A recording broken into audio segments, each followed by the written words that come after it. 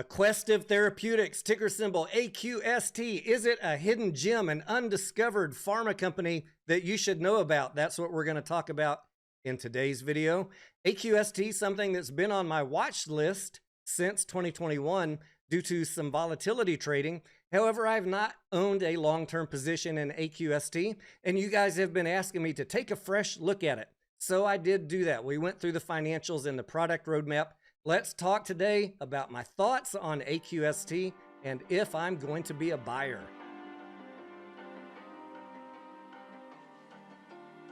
If you guys have been watching me for a while, you know I don't do a lot of pharma trades because I just don't like the risk of waiting for FDA approvals and products that are coming in the pipeline, all that uncertainty and risk.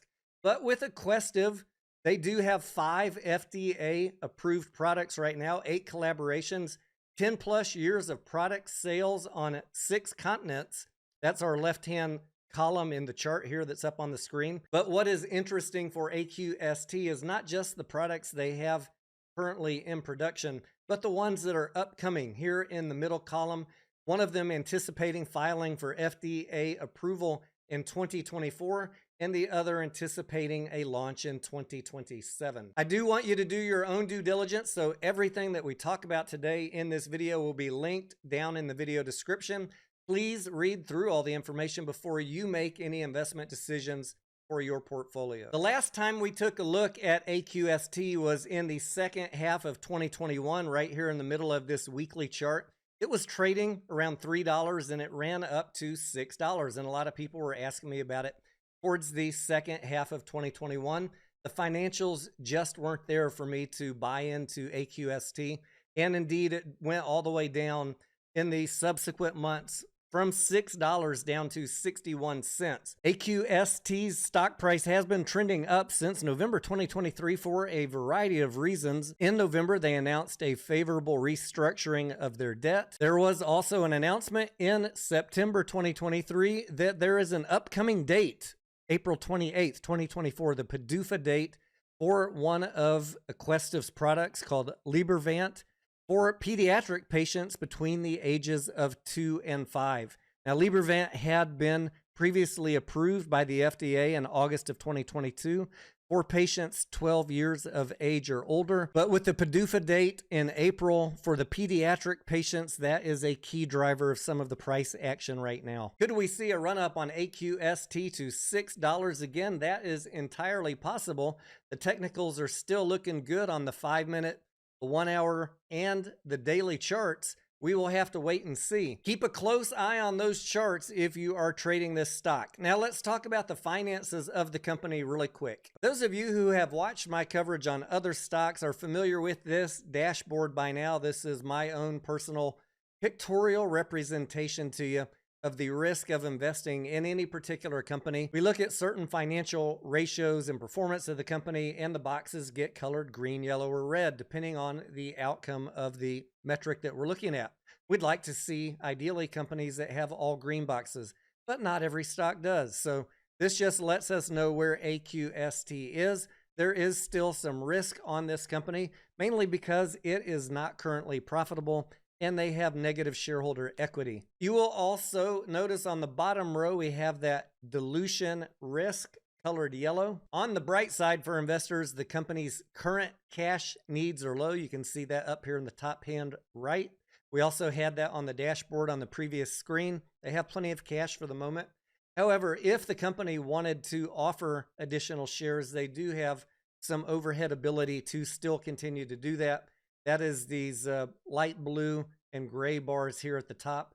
Total dilution that they could do is just under, it looks like about 95 million shares. And I see that right now the shares outstanding on AQST is about 66 million. Probably not something I'm worried about immediately, but it is something if you're a long-term holder to know that the company might have some cash needs in the future, and they do have the ability to dilute the stock. Looking at some of the financial highlights for AQST, we can see that their revenue, top line revenue, is mostly flat, around 13 million per quarter. Operating income has a long history of being negative, but they are slowly improving that. Net income, same basic story here. We have a long history of negative net income, although we can see that it is improving, especially over the last 2 or 3 quarters. Now, at the beginning of this video, when I said that I was not interested in AQST back in 2021, you can look here at the operating margins. At that time, they were negative 100%.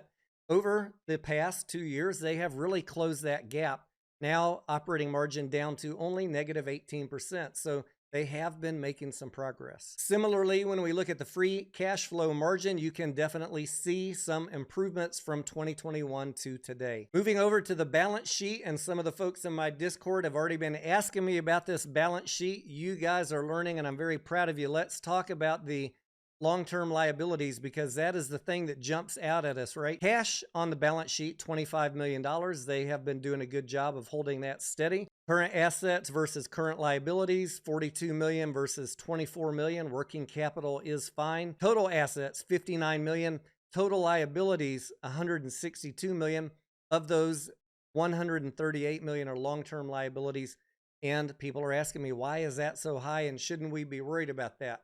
Good question. Just for clarity, for those of you that are wondering about the debt and those long-term liabilities, in the footnotes of their 10Q, there is a debt section, and you can go down in there and see that they have $45 million in debt after that debt restructuring that they just did in November. And when we go up to the balance sheet and look at those liabilities and the actual breakout from AQST, there are a couple of things on here that make the liabilities so high. Number one, being the lease liabilities there in green. But the other 2 items I have highlighted here, the liability related to the sale of future revenue and the blue highlighted item, deferred revenue, those are basically both just deferred revenues, so not anything to worry about. What are the analysts saying about Aquestive? We have 3 analysts covering the stock. Each one has a different price target that they have updated between September and November of 2023.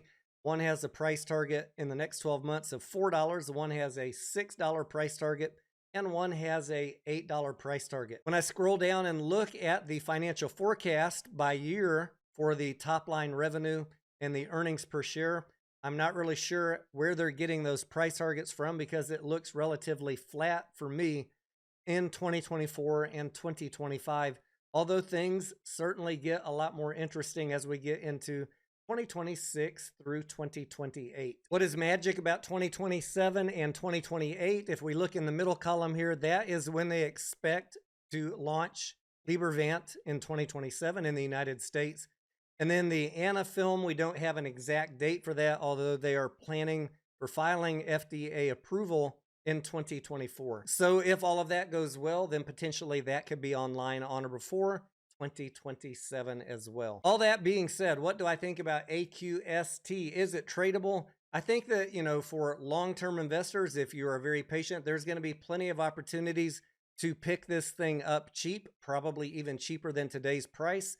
For volatility traders, there are going to be some excellent opportunities based on key dates that the company announces, like the little window that we're in right now between now and April 28th, where you get these run-ups on momentum and news. What's going to happen with this run up right now where we're at 277? Is it going to go higher? Is it going to peak right here and go down? I can't tell you. My crystal ball is not that clear. Keep a close eye on the 1 minute, the 5 minute, the hourly, and the daily charts, and have an exit plan if you are in the green. If it starts coming back down, this stock is going to have plenty of opportunities to pick it up cheaper later, and you don't want to miss these opportunities to capture your gains.